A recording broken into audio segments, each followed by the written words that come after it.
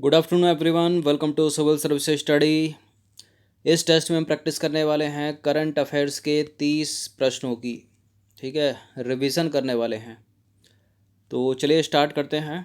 थोड़े बड़े स्टेटमेंट हैं, तीव्र गति से चलेंगे। तो क्वेश्चन नंबर 1 पर आ जाइए। निम्नलिखित कथनों पर विचार करना। पहला स्टेटमेंट है, शोकर आर्द्रभूमि क्षेत्र को हाल ही में भारत का नवीनतम रामसर स्थल घोषित किया गया है और यह आर्द्रभूमि काली गर्दन वाली सारस का प्रजनन स्थल है। लद्दाख के शोकर वेटलैंड को 42वें रामसर स्थल के रूप में घोषित किया गया है। करेक्ट है, दोनों के दोनों स्टेटमेंट सी है इसका आंसर। तो हाल ही में भारत ने लद्दाख के शोकर आर्द्रभूमि को 42वें रामसर स्थल के रूप में शामिल किया है और इसे यह दर्जा आर्द्रभूमियों पर अंतर्राष्ट्रीय रामसर सम्मेलन द्वारा प्रदान किया गया है। इससे पहले महाराष्ट्र में लोनार झील और उत्तर प्रदेश के आगरा में सुर सरोवर, जिसे कीथम झील के नाम से भी जाना जाता है, को रामसर स्थलों की सूची में शामिल किया गया था। शोकर का अर्थ होता क्या? शोकर का अर्थ होता है सफ़ेद झील। अतः इस क्षेत्र में मौजूद अत्यधिक खारे पानी के वाष्पीकरण के कारण जो है किनारों पर सफ़ेद नमक की पपड़ी पाई जाती है। देखिए, आर्द्रभूमियों पर रामसर कन्वेंशन को वर्ष 1971 में, सन याद रखिएगा, इसमें अपनाया गया था और यह एक अंतर सरकारी संधि है और भारत ने इस संधि पर हस्ताक्षर किए थे 1 फरवरी 1942 को। लागू हो गई थी भारत में 1 फरवरी 1982 को। क्वेश्चन नंबर 2 पर आ जाइए। स्वयंसेवी संस्था का नाम है रिपोर्टर्स विदाउट बॉर्डर्स। निम्नलिखित में से कहाँ स्थित है? रिपोर्टर्स विदाउट बॉर्डर स्थित है कहाँ पर? यूरोप में, यूरोप के फ्रांस में। फ्रांस की कैपिटल पेरिस। तो स्वयंसेवी संस्था रिपोर्टर्स विदाउट बॉर्डर जो है फ्रांस में स्थित है। अप्रैल 2020 में जारी 180 देशों के विश्व प्रेस स्वतंत्रता सूचकांक में भारत को 142वां स्थान प्राप्त हुआ है और रिपोर्टर्स विदाउट बॉर्डर नामक गैर सरकारी संगठन द्वारा जारी किया जाने वाला यह सूचकांक विश्व के कुल 180 देशों व क्षेत्रों में मीडिया और प्रेस की स्वतंत्रता को दर्शाता है। इम्पोर्टेंट है, यूपी के एग्ज़ाम में अधिकतर प्रश्न जैसे 21 में हो रहा है तो 20 के पूछे जाते हैं, मतलब एक साल पहले का रखते हैं। ऐसा नहीं है कि 21 का नहीं पूछ सकता, लेकिन 20 की संभावना ज़्यादा है, याद रखना। नंबर 3 पर आ जाइए। पर्यावरण प्रदर्शन सूचकांक का प्रथम संस्करण निम्नलिखित में से किस वर्ष प्रकाशित किया गया? पर्यावरण प्रदर्शन सूचकांक का पहला संस्करण प्रकाशित किया गया था वर्ष 2006 में। तो पर्यावरण प्रदर्शन सूचकांक को विश्व आर्थिक मंच के सहयोग से येल विश्वविद्यालय और कोलंबिया विश्वविद्यालय द्वारा निर्मित किया जाता है। यह एक 2 साल में प्रकाशित होने वाली रिपोर्ट है और पर्यावरण प्रदर्शन सूचकांक का पहला संस्करण 2006 में प्रकाशित किया गया था। नंबर 4 पर आ जाइए। निम्नलिखित कथनों पर विचार करेंगे। 2 स्टेटमेंट है यहाँ पर। पर्यावरण प्रदर्शन सूचकांक 2020 4 जून 2020 को जारी किया गया। पर्यावरण प्रदर्शन सूचकांक 2020 में भारत को 168वां स्थान प्राप्त हुआ है। इसके पूछे जाने की संभावना ना के बराबर है पहले स्टेटमेंट के। दूसरे वाले की संभावना बहुत ज़्यादा है। 168वां स्थान है पर्यावरण प्रदर्शन सूचकांक में भारत को। फिलहाल ये दोनों के दोनों करेक्ट हैं, सी है इसका आंसर। तो पर्यावरण प्रदर्शन सूचकांक 2020 में शीर्ष स्थान अगर हम देखें तो डेनमार्क है और सबसे अंतिम स्थान पर है लाइबेरिया। भारत को 180 देशों की सूची में 168वां स्थान मिला और यह 4 जून 2020 को जारी किया गया सूचकांक। क्वेश्चन नंबर 5 पर आ जाइए। पहली विश्व प्रसन्नता रिपोर्ट कब जारी की गई थी? पहली विश्व प्रसन्नता रिपोर्ट जारी की गई थी कब? 2005 में, 2008 में, 2012 में या 2010 में? 2012 में। तो पहली विश्व प्रसन्नता रिपोर्ट वर्ष 2012 में जारी की गई थी। विश्व प्रसन्नता रिपोर्ट संयुक्त राष्ट्र पोषणीय विकास समाधान नेटवर्क द्वारा प्रकाशित की जाती है। नंबर 6 पर आ जाइए। 2 स्टेटमेंट है यहाँ पर, बताना कि इनमें से कौन सा करेक्ट है। विश्व प्रसन्नता रिपोर्ट का 8वां संस्करण 20 मार्च 2020 को जारी किया गया और विश्व प्रसन्नता रिपोर्ट के 8वें संस्करण में भारत को 144वां स्थान प्राप्त हुआ है। 2020 की रिपोर्ट में भारत को 144वां स्थान प्राप्त हुआ है, करेक्ट है। और 2021 में भारत को कौन सा स्थान प्राप्त हुआ है? 2021 में भारत को स्थान प्राप्त हुआ है 139वां। तो फिलहाल दोनों के दोनों करेक्ट हैं। विश्व प्रसन्नता रिपोर्ट का 8वां संस्करण 20 मार्च 2020 को जारी किया गया और इस संस्करण में यानी 2020 में भारत को 144वां स्थान प्राप्त हुआ और वर्ष 2021 में 149 देशों की सूची में भारत को 139वां स्थान प्राप्त हुआ है, यानी स्थिति थोड़ी सुधरी है 2020 की तुलना में 21 में। याद रखना, दोनों को याद रखना आपको। 2020 में 144वां, 2021 में 139वां। कुछ भी पूछा जा सकता है एग्जाम में। नंबर 7 पर आ जाइए। विश्व प्रसन्नता रिपोर्ट 2020 के अनुसार सर्वाधिक प्रसन्न देशों की सूची में फिनलैंड का प्रथम स्थान है। और विश्व प्रसन्नता रिपोर्ट 2020 के अनुसार विश्व का सबसे दुखी देश पाकिस्तान है। विश्व प्रसन्नता रिपोर्ट 2020 में भी और 21 में भी सबसे नाखुश देश अफगानिस्तान है, पाकिस्तान नहीं है। गलत है दूसरा वाला स्टेटमेंट, पहला वाला करेक्ट है। लगातार 4 सालों से 21 तक, वर्ष 2021 तक फिनलैंड जो है प्रथम स्थान पर है। तो यहाँ दूसरा वाला तो स्टेटमेंट गलत हो जाएगा, पहला वाला करेक्ट हो जाएगा। तो इसका आंसर हो जाएगा ऑप्शन नंबर ए। ठीक है, अफ़गानिस्तान की हालत ख़राब है, काफ़ी और ख़राब हो गई है, तालिबान ने कब्जा कर लिया उस पर। तो विश्व प्रसन्नता रिपोर्ट 2020 के अनुसार विश्व का सबसे दुखी देश अफ़गानिस्तान है और 2021 के अनुसार भी अफ़गानिस्तान है। खुशहाली की बात करें तो 2020 में भी और 2021 में भी, ठीक है, फिनलैंड है। नेसेट निम्नलिखित में से कहाँ की संसद है? नेसेट संसद है इजराइल की। तो इजराइल की संसद का नाम है नेसेट, याद रखना। क्वेश्चन नंबर 9 पर आ जाइए। निम्नलिखित कथनों पर विचार करेंगे। पहला स्टेटमेंट है, वर्तमान में नवीकरणीय ऊर्जा क्षमता में भारत का चौथा स्थान है। चौथा या दूसरा है? भारत की नवीकरणीय ऊर्जा क्षमता वर्तमान में बढ़कर 136 गीगाबाइट हो गई है क्या? बिल्कुल ये करेक्ट है। दोनों के दोनों स्टेटमेंट। पूछा क्या गलत? तो कोई भी गलत नहीं है, डी है इसका आंसर। तो ये दोनों के दोनों करेक्ट हैं, इसलिए सही उत्तर डी होगा। 10वां प्रश्न है, डिजिटल भुगतान सूचकांक को निम्नलिखित में से किसने लॉन्च किया है? डिजिटल भुगतान सूचकांक को लॉन्च किया है भारतीय रिजर्व बैंक ने, आरबीआई ने। क्यों किया होगा? नगद लेन देन को कम करने के लिए। तो 1 जनवरी 2021 को भारतीय रिजर्व बैंक ने डिजिटल भुगतान सूचकांक यानी डिजिटल पेमेंट इंडेक्स लॉन्च किया। डिजिटल भुगतान सूचकांक का उद्देश्य है देश में नगद रहित लेन देन की वृद्धि को मापना। क्वेश्चन नंबर 11 पर आ जाइए। निम्नलिखित कथनों पर विचार करेंगे। पहला स्टेटमेंट, फिर है दूसरा स्टेटमेंट, बताना कि कौन सा करेक्ट है। 22 दिसंबर 2020 को इन्फिनिट इंडिया ने आईसीआईसीआई बैंक इन्फिनिट इंडिया नाम से आईसीआईसीआई बैंक ने एक नया ऑनलाइन एप्लीकेशन लॉन्च किया है। क्या इन्फिनिट इंडिया एसबीआई ने तो लॉन्च नहीं किया? इन्फिनिट इंडिया प्लेटफॉर्म का उद्देश्य भारत में अपने व्यापार के विस्तार की इच्छुक विदेशी संस्थाओं के लिए वन स्टॉप समाधान प्रदान करना है। बिल्कुल ये करेक्ट है। दोनों के दोनों स्टेटमेंट, सी है इसका आंसर। क्वेश्चन नंबर 12 पर आ जाइए। 15 दिसंबर 2020 को संयुक्त राष्ट्र विकास कार्यक्रम द्वारा जारी मानव विकास रिपोर्ट 2020 के अनुसार वर्ष 2019 में विश्व की औसत जीवन प्रत्याशा कितनी है? यह इम्पोर्टेंट है प्रश्न। कितनी है विश्व की औसत जीवन प्रत्याशा 2019 में कितनी रही? 72.8 वर्ष। तो मानव विकास रिपोर्ट 2020 के अनुसार वर्ष 2019 में विश्व की औसत जीवन प्रत्याशा कितनी रही? 72.8 वर्ष रही, याद रखिएगा। क्वेश्चन नंबर 13 पर आ जाइए। मानव विकास रिपोर्ट 2020 के अनुसार वर्ष 2019 में मानव विकास की दृष्टि से सबसे दयनीय स्थिति थी किसकी? अफ्रीका के नाइजर की। ठीक है, सबसे दयनीय स्थिति। तो ये एक लैंडलॉक्ड कंट्री है। तो मानव विकास रिपोर्ट 2020 के अनुसार वर्ष 2019 में मानव विकास की दृष्टि से नाइजर की सबसे दयनीय स्थिति थी। और नाइजर जो है अफ्रीका का एक स्थल अवरुद्ध देश है, लैंडलॉक्ड कंट्री है। किसकी तरह? चाड की तरह। नंबर 14 पर आ जाइए। मानव विकास रिपोर्ट 2020 के अनुसार सर्वाधिक लैंगिक समानता वाले देशों में निम्नलिखित में से किसका सर्वोच्च स्थान है? सर्वाधिक लैंगिक समानता 2020 के अनुसार स्विट्जरलैंड की है। तो मानव विकास रिपोर्ट 2020 के अनुसार सर्वाधिक लैंगिक समानता वाले देशों में स्विट्जरलैंड सर्वोच्च स्थान पर है। क्वेश्चन नंबर 15 पर आ जाइए। पहला स्टेटमेंट है, 16 अक्टूबर 2020 को अंतर्राष्ट्रीय मुद्रा कोष का 190वां सदस्य देश बना एंडोरा। और एंडोरा स्पेन और फ्रांस के मध्य अवस्थित है, यूरोपियन कंट्री है। करेक्ट है दोनों के दोनों।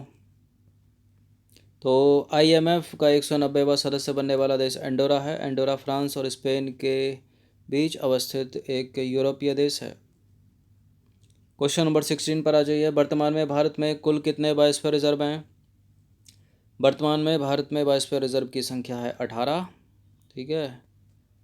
तो वर्तमान में कुल 18 बायोस्फीयर रिजर्व हैं, जिनमें से 12 बायोस्फीयर रिजर्व को world network of biosphere reserve में शामिल किया गया है। क्वेश्चन नंबर 17 पर आ जाइए। निम्नलिखित कथनों पर विचार करेंगे, दो स्टेटमेंट के साथ बताइए कौन सा करेक्ट होगा। राष्ट्रीय गोकुल मिशन के माध्यम से देसी नस्लों के संरक्षण को बढ़ावा देने के सरकार के प्रयासों के बावजूद भारत के स्वदेशी मवेशियों की संख्या में कमी देखी गई है। उत्तर प्रदेश, मध्य प्रदेश, राजस्थान, महाराष्ट्र आदि राज्यों में सबसे अधिक गिरावट देखी गई है मवेशियों की, और जिसका कारण बहुत हद तक गौहत्या कानून है। सुप्रीम कोर्ट का आर्टिकल निकला था, करेक्ट है दोनों के दोनों स्टेटमेंट, और सी है इसका आंसर। तो मत्स्य पालन, पशुपालन, डेयरी मंत्रालय ने 20वीं पशुधन गणना 2020 जारी की।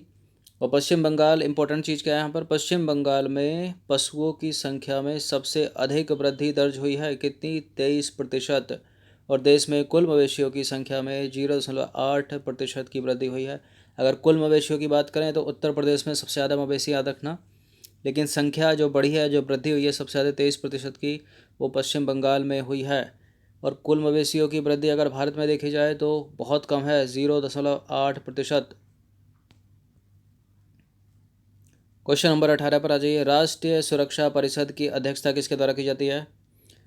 राष्ट्रीय सुरक्षा परिषद की अध्यक्षता की जाती है भारत के प्रधानमंत्री के द्वारा। तो राष्ट्रीय सुरक्षा परिषद यानी NSC, नेशनल सिक्योरिटी काउंसिल, एक 3 सदस्यीय या 3 स्तरीय संगठन है, 3 स्तरीय संगठन है, जिसमें रणनीतिक नीति समूह, ठीक है, रणनीतिक नीति समूह SPG, और राष्ट्रीय सुरक्षा सलाहकार बोर्ड NSAB, और राष्ट्रीय सुरक्षा परिषद सचिवालय शामिल है। देखिए, भारत ने वर्ष 1999 में एक राष्ट्रीय सुरक्षा परिषद NSC का गठन किया था।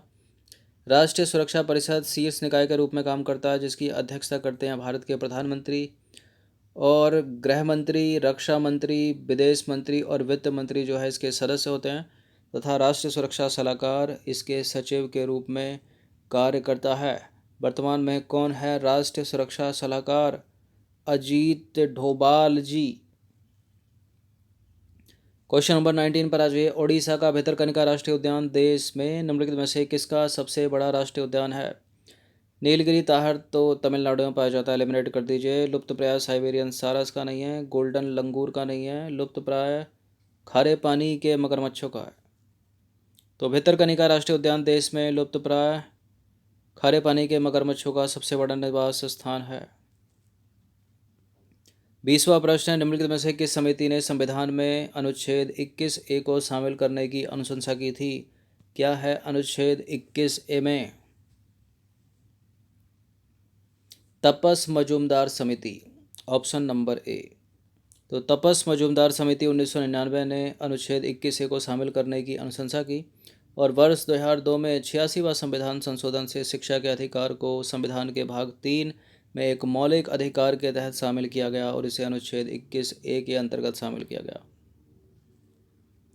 क्वेश्चन नंबर 21 पर आ जाइए। वर्ल्ड इन्वेस्टमेंट रिपोर्ट किस संस्था के द्वारा जारी की जाती है, यानी विश्व निवेश रिपोर्ट, बताइए। एलिमिनेट करें, इंटरनेशनल मॉनेटरी फंड नहीं है, विश्व व्यापार संगठन भी नहीं है, बताइए। IMF, सॉरी, विश्व आर्थिक मंच, या फिर अंकटाड। अंकटाड। तो अंकटाड की विश्व निवेश रिपोर्ट 2020 में कहा गया है कि भारत 2019 में 51 अरब डॉलर का प्रत्यक्ष विदेशी निवेश हासिल करने के साथ वर्ष के दौरान दुनिया भर में 9वें स्थान पर रहा। तो इम्पोर्टेंट है कि यहाँ पर विश्व निवेश रिपोर्ट कौन निकालता है? अंकटाड। नंबर 4 मार्च 2021 को Asia Pacific rural and agri credit association व नाबार्ड के क्षेत्रीय नीति फोरम की बैठक 2021 का उद्घाटन किसने किया? किसने किया है? गजेंद्र सिंह शेखावत या नरेंद्र सिंह तोमर? नरेंद्र सिंह तोमर। कौन है ये? तो 4 मार्च 2021 को Asia Pacific rural and agri credit association और राष्ट्रीय कृषि और ग्रामीण विकास बैंक नाबार्ड के क्षेत्रीय नीति फोरम की बैठक 2021 वर्चुअली रूप में संपन्न हुई, और केंद्रीय कृषि एवं किसान कल्याण मंत्री नरेंद्र सिंह तोमर ने इसका उद्घाटन किया था। और इसका आयोजन अप्रका और नाबार्ड द्वारा संयुक्त रूप से किया गया, यानी Asia Pacific rural and agri credit association और राष्ट्रीय कृषि और ग्रामीण विकास बैंक।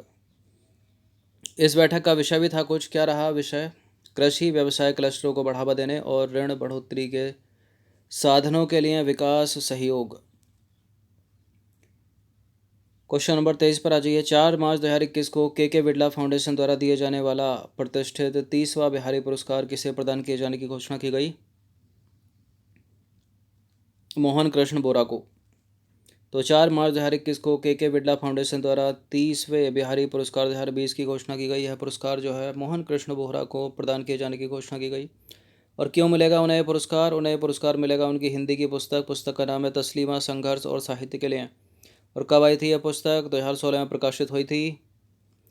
और इस पुरस्कार के तहत 2.5 लाख रुपए और प्रतीक चिन्ह और प्रशस्ति पत्र प्रदान किया जाता है। और यह पुरस्कार वर्ष 1991 में जो है के बिरला फाउंडेशन द्वारा प्रारंभ किया गया था। यही हैं तस्लीमा नसरीन, यही हैं मोहन कृष्ण बोहरा। ठीक है, पुस्तक का नाम है तस्लीमा, संघर्ष और साहित्य। 2016 में प्रकाशित हुई थी इनकी। क्वेश्चन नंबर 14 पर आ जाइए। 24वां प्रश्न है। 28 फरवरी 2021 को 78वें गोल्डन ग्लोब पुरस्कार वितरण समारोह में सर्वश्रेष्ठ मोशन पिक्चर का पुरस्कार किस फिल्म को प्रदान किया गया है? 78वें गोल्डन ग्लोब पुरस्कार में बेस्ट फिल्म कौन सी है? ड्रामा में नोमैडलैंड, ऑप्शन नंबर बी। तो 28 फरवरी 2021 को 78वें गोल्डन ग्लोब पुरस्कार का वितरण समारोह कहाँ हुआ था? अमेरिका के कैलिफोर्निया के लॉस एंजलिस में बेवरेली हिल्टन, ठीक है, जगह है। और सर्वश्रेष्ठ मोशन फिल्म ड्रामा किसको मिला है? नोमैडलैंड। अगर एक्टर और एक्ट्रेस की भी बात करें, बेस्ट एक्टर और एक्ट्रेस, तो अभिनेता हैं यानी एक्टर हैं चैडविक बॉसमैन और अभिनेत्री हैं एंड्रा डे। क्वेश्चन नंबर 25 पर आ जाइए। 10 फरवरी 2021 को मुंबई में संपन्न फेमिना मिस इंडिया 2020 का खिताब किसने जीता? फेमिना मिस इंडिया 2020 का खिताब जीता है मानसा वाराणसी में। इसमें कंफ्यूज मत हो जाइएगा, ठीक है। 2020 में मिस इंडिया कौन रही? मानसा वाराणसी। 2021 में 10 फरवरी 2021 को फेमिना मिस इंडिया, मतलब पिछले साल का अगले साल में, मानसा वाराणसी, ऑप्शन नंबर डी। तो 10 फरवरी 2021 को 87वें फेमिना मिस इंडिया 2020 सौंदर्य प्रतियोगिता का आयोजन हुआ। कहाँ था ये? हयात रेजेंसी होटल मुंबई में हुआ था। और इस प्रतियोगिता में मानसा वाराणसी ने फेमिना मिस इंडिया 2020 का खिताब जीता। और उत्तर प्रदेश की मान्या सिंह को इस प्रतियोगिता में उप विजेता, मतलब फर्स्ट रनर अप घोषित किया गया। तो मान्या सिंह रनर अप हैं और विजेता हैं मानसा वाराणसी। क्वेश्चन नंबर 26 पर आ जाइए। 26 जनवरी 2021 को गणतंत्र दिवस के अवसर पर नई दिल्ली में आयोजित परेड में उत्तर प्रदेश द्वारा प्रस्तुत किस झांकी को राज्य और केंद्र शासित प्रदेशों की श्रेणी में पहला पुरस्कार मिला है? बताइए। मथुरा की झांकी, अयोध्या, वाराणसी या उत्तर प्रदेश आगरा? अयोध्या उत्तर प्रदेश की सांस्कृतिक धरोहर को मिला है, बी। तो 26 जनवरी 2021 को गणतंत्र दिवस के अवसर पर नई दिल्ली में आयोजित परेड में उत्तर प्रदेश द्वारा प्रस्तुत अयोध्या उत्तर प्रदेश की सांस्कृतिक धरोहर विषय को, ठीक है, ये जो झांकी है, इसको राज्य और केंद्र शासित प्रदेशों की सूची में पहला पुरस्कार मिला है। और देखिए, इसमें प्राचीन पवित्र शहर अयोध्या की सांस्कृतिक विरासत, राम मंदिर की प्रकृति, दीपोत्सव की झलक और रामायण महाकाव्य की विभिन्न कहानियों को झांकी के रूप में दर्शाया गया था। क्वेश्चन नंबर 27 पर आ जाइए। 25 जनवरी 2021 को केंद्र सरकार द्वारा सेना के वीरता पुरस्कार की घोषणा की गई। और इसमें किसे महावीर चक्र से सम्मानित किए जाने की घोषणा की गई? इनमें से किसको मिला महावीर चक्र? क्या सबसे बड़ा पुरस्कार होता है महावीर चक्र? नहीं, दूसरा सबसे बड़ा पुरस्कार है ये। इससे भी ऊपर है परमवीर चक्र। एलिमिनेट करते रहिए। अजीत डोभाल को नहीं मिला है, जनरल बिपिन रावत को नहीं मिला है, लेफ्टिनेंट जनरल तरनजीत सिंह को नहीं मिला है, ये मिला है कर्नल वी संतोष बाबू को। तो 25 जनवरी 2021 को सेंट्रल गवर्नमेंट के द्वारा सेना के वीरता पुरस्कार की घोषणा की गई। इसमें शामिल प्रमुख पुरस्कार इस प्रकार हैं। महावीर चक्र इंपॉर्टेंट है, किसको मिला है? मरणोपरांत मिला है कर्नल बी संतोष बाबू को। देखिए, महावीर चक्र जो है युद्ध के समय वीरता दिखाने वाले सैनिकों को प्रदान किया जाता है। और यह सम्मान सैनिकों और असैनिकों को असाधारण वीरता दिखाने के लिए दिया जाता है। वरीयता क्रम में यह पुरस्कार परमवीर चक्र के बाद दूसरे स्थान पर है। यह पुरस्कार वर्ष 2001 के बाद जो है पहली बार दिया गया था। ठीक है, यह पुरस्कार वर्ष 2001 के बाद पहली बार दिया गया है। किनको मिला है? ये कर्नल वी संतोष बाबू को। अब कर्नल वी संतोष बाबू ने किया क्या था? कर्नल वी संतोष बाबू गलवान घाटी में ऑपरेशन स्नो लेपर्ड के दौरान चीन के पीपल्स लिबरेशन आर्मी के साथ हुई झड़प में शहीद हो गए थे। एक नज़र कीर्ति चक्र पर भी डाल लीजिए। कीर्ति चक्र मिला है संजीव कुमार को, इनको भी मरणोपरांत मिला है। और शौर्य चक्र मिला है 3 लोगों को। कौन कौन है वो? मेजर अनुज सूद और प्रणब ज्योति दास और सोनम तेसरिंग तमांग को। क्वेश्चन नंबर 28 पर आ जाइए। 23 जनवरी को मनाया जाता है सुभाष चंद्र बोस का जन्म दिवस। तो 23 जनवरी 2021 को केंद्र सरकार द्वारा किसी व्यक्तिगत श्रेणी में आपदा प्रबंधन में उत्कृष्ट काम करने के लिए सुभाष चंद्र बोस आपदा प्रबंधन पुरस्कार 2021 के लिए चुना गया। देखिए 2 श्रेणी है इसकी, व्यक्तिगत श्रेणी और संस्था श्रेणी। व्यक्तिगत श्रेणी में किसको मिला है? किसको मिला है? डॉक्टर राजेंद्र कुमार भंडारी को। तो 23 जनवरी 2021 को केंद्र सरकार ने नेताजी सुभाष चंद्र बोस के बर्थडे के उपलक्ष्य में सुभाष चंद्र बोस आपदा प्रबंधन पुरस्कार 2021 दिए जाने की घोषणा की गई। यह पुरस्कार 2 श्रेणियों में मिला, संस्थागत और व्यक्तिगत। संस्थागत में देखें तो संस्थागत में मिला है ये sustainable environment and ecological development society यानी सीड्स को याद रखिएगा। और व्यक्तिगत श्रेणी में मिला है ये डॉक्टर राजेंद्र कुमार भंडारी को। क्यों मिला है? क्योंकि आपदा प्रबंधन में उत्कृष्ट काम किया था उनको, और ये देश में उन अग्रदूतों में शामिल रहे जिन्होंने सामान्य भूमिगत खतरों और विशेष रूप से भूस्खलन पर वैज्ञानिक अध्ययनों की नींव रखी थी। क्वेश्चन नंबर 29 पर आ जाइए। 28 दिसंबर 2020 को अंतर्राष्ट्रीय क्रिकेट परिषद ICC ने दशक के सर्वश्रेष्ठ खिलाड़ी के लिए प्रतिष्ठित सर गॉरफील्ड रोबर्ट्स ट्रॉफी किस खिलाड़ी को प्रदान किए जाने की घोषणा की है? कौन है डिकेड का बेस्ट क्रिकेटर? विराट कोहली, भारत के इंडियन क्रिकेट टीम के कप्तान।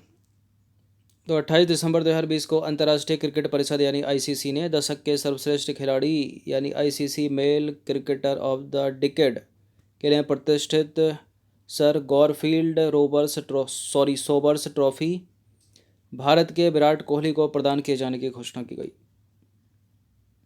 ठीक है, सोबर्स है, सोबर्स। क्वेश्चन नंबर 30 पर आ जाइए। अंतिम प्रश्न है ये। 27 दिसंबर 2020 को सामाजिक न्याय के लिए मदर टेरेसा मेमोरियल अवार्ड 2020 प्रदान किया गया। इससे शामिल नहीं है डॉक्टर एंथोनी फाउची को मिला, डॉक्टर प्रदीप कुमार को मिला भारत से, संजय पांडे को मिला भारत से, और ग्रेटा थनबर्ग को नहीं मिला है। तो 27 दिसंबर 2020 को मुंबई में आयोजित एक समारोह में सामाजिक न्याय के लिए मदर टेरेसा मेमोरियल अवार्ड 2020 प्रदान किया गया। देखिए इस वर्ष के अवार्ड की थीम क्या थी? Celebrating compassion in times of Covid. यह पुरस्कार जो है हारमनी फाउंडेशन द्वारा हर साल 2005 से प्रदान किया जाता है। ठीक है, 2005 में जो है स्थापित किया गया था ये, और हर साल दिया जाता है। यह पुरस्कार मदर टेरेसा की स्मृति में प्रदान किया जाता है। और हारमनी फाउंडेशन की बात करें तो एक अंतर्राष्ट्रीय गैर सरकारी संगठन है जो सामाजिक न्याय के क्षेत्र में काम करती है। देखिए इस वर्ष के पुरस्कार प्राप्तकर्ता जो हैं वो 10 लोग हैं, लेकिन इम्पोर्टेंट क्या है कि भारत का कौन कौन है। तो भारत के हैं डॉक्टर प्रदीप कुमार, चेन्नई से, याद रखना, संजय पांडे महाराष्ट्र से, और के शैलजा केरल की स्वास्थ्य मंत्री। ठीक है, इन तीनों का नाम याद रखिएगा, क्या पता इन 3 को स्टेटमेंट बना के पूछ ले। डॉक्टर प्रदीप कुमार, संजय कुमार और के शैलजा। तो ये 30 प्रश्न थे करंट से रिलेटेड। ये प्रश्न पहले भी देखे होंगे अपने टेस्ट में, इनकी प्रैक्टिस कर लीजिएगा एक बार और। धन्यवाद।